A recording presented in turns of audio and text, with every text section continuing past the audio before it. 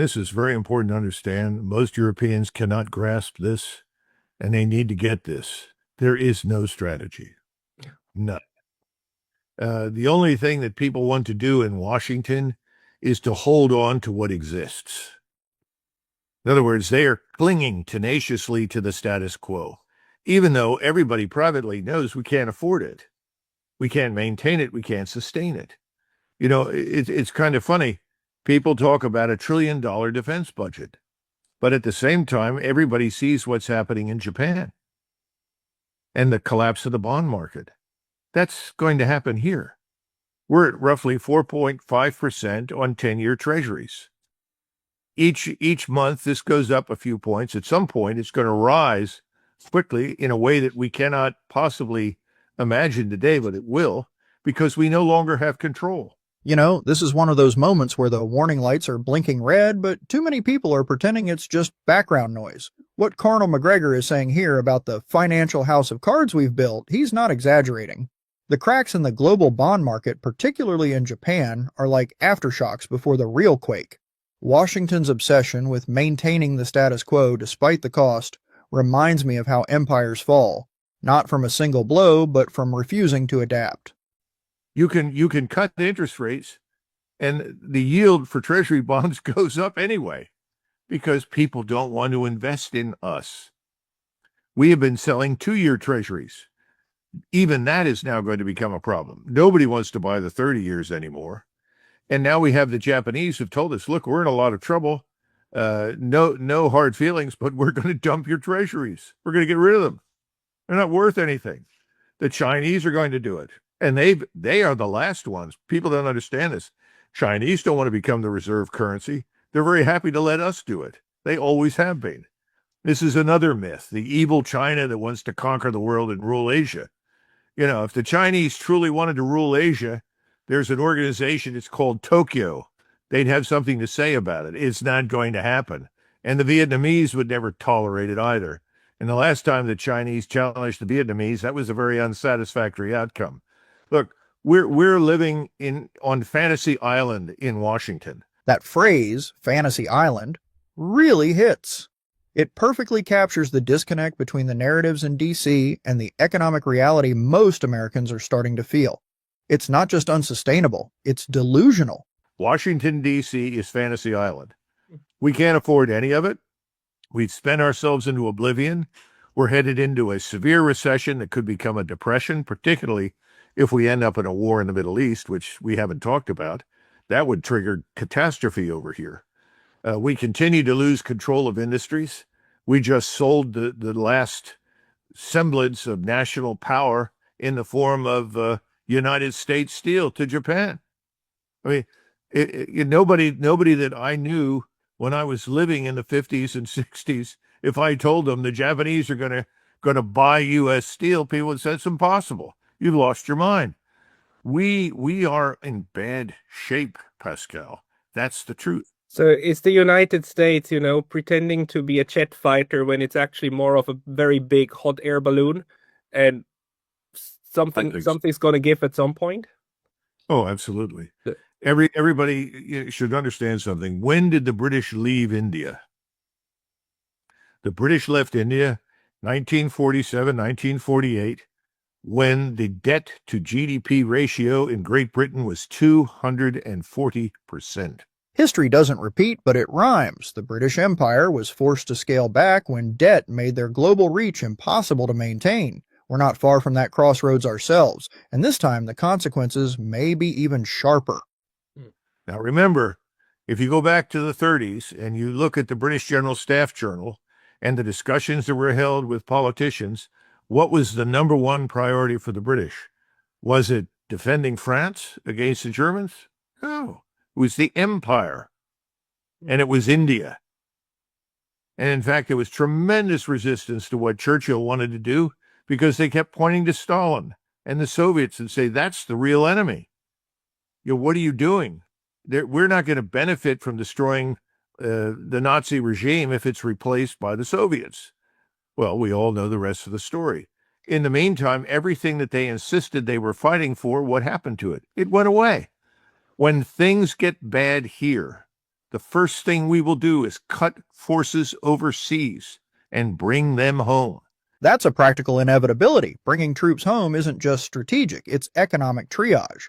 But doing it without a plan, without coordination with allies, that's how alliances fray and deterrence collapses. Washington just announced, the Trump administration, their intention to withdraw 5,000 troops from the Korean Peninsula. Right. Now, we've kept all these forces in Korea and Japan because of the imminent threat from China. All of a sudden, we say, well, we don't need to do that. The problem is, what I'm trying to get across is there is no strategy. First of all, before you withdraw troops, you sit down with your allies and you come up with a plan to withdraw. You be honest and straightforward and say, look, we can't stay here in the numbers we have. We have to cut costs. We're going to have to make withdrawals. And you work it out. You should work it out with the Germans, with the Italians. You mentioned the Swedes and the Finns that have apparently bet the farm on the arrival of U.S. forces, which is sheer lunacy. But the point is, I don't see any strategy. No one is in Tokyo or Seoul and saying, look, we want to coordinate these withdrawals. We're just going to start leaving. And we're going to try and do it in the dead of night. Withdrawals handled in secrecy erode trust. If our partners wake up one day and see our troops disappearing without a word, they'll question every future commitment we make. That's not strategy. It's damage. We're down to roughly 23,000 in the Army and another 6,000 or so Navy and Air Force. It's a very small contingent. We are no longer on the border between the two Koreas. The South Korean military is excellent. It's more than adequate to defend itself. And to be frank with you, the majority of anybody that you talk to that has any sort of understanding strategically of the region does not expect North Korea to attack South Korea. In fact, they're developing very good rapport with Beijing. And the last thing that Beijing wants is a war on the Korean Peninsula. And North Korea, last year, Kim Jong-un said, we know where our southern border is. We don't want the south. We know where the border is. They actually kind of renounced their claim to South Korea. That's a huge shift. North Korea signaling it no longer wants to absorb the South is a diplomatic window we can't ignore. These are the moments where dialogue, not military posture, can shape decades of peace. But the thing is, we need to talk to them, because I can tell you that in North Korea, if they see a sudden evacuation of U.S. forces from South Korea, they'll believe that a nuclear strike by the United States against them is imminent. Now, that may seem strange to you and me, but you have to understand the North Korean mentality that has evolved there over many decades. So what you want is some sort of agreement in place that gradually disengages us in a way that is very understandable, very obvious, and widely monitored by both North and South. You need to talk to the president of China. He has a stake in all of this. You need to talk to Tokyo. Let me stop for a minute and give you an example of what I'm talking about. When Nixon went to China with Kissinger, after they had had their discussions and signed their agreements and so forth, Deng Xiaoping turned to Kissinger and he said, have you been to Tokyo? Have you told the Japanese what you're doing? Believe it or not, the answer was no. Deng Xiaoping said, you should talk to the Japanese. We know them very well. They have an interest in what is happening. And you should talk to them, keep them informed, keep them on board. We, China, want good relations with the Japanese. That anecdote about Deng Xiaoping, it's a masterclass in diplomacy.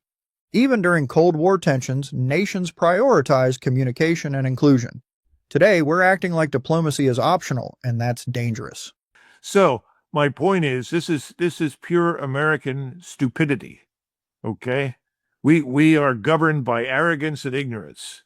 We are effusive in praise for ourselves.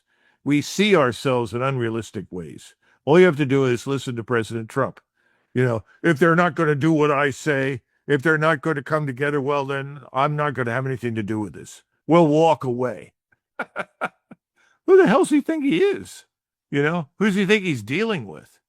We have no no true sense of a balance regarding who we are and who others are. And this is dangerous, and it's very dangerous for the Europeans. The bad news is it sounds like Merz, Macron, and Starmer have contracted a similar disease. They don't realize what they're dealing with.